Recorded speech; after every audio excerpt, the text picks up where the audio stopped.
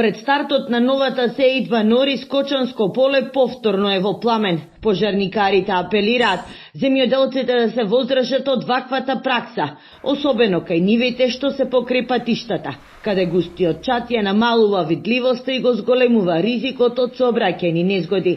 Од Кочанската противпожарна единица посочуваат дека навременото пријавување и внимателно однесување може да спречат сериозни последици. Ги охрабрувам и граѓаните, ако видат некои од сторителите на палење, како да ги кажеме, пиромани на тие површини, слободно да пријават, ќе ги откриеме. Имаме и со нова опрема, со дрон ги откриваме. Пламените јазици не само што го загадуваат воздухот, туку во последно време представуваат и вистинска закана за учесниците во сообраќајот. Особено ризични се нивите покрај сообраќајниците, каде огнот лесно може да излезе од контрола.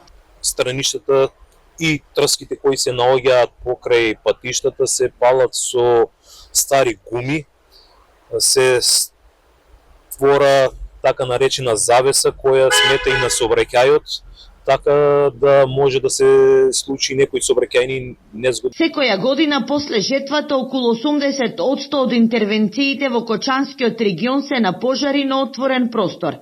Најчесто запалени суви треви и ожнеани површини кои се шират и на околните ниви. И покрај законските казни, надлежните не можат да ги променат навиките на земјоделците.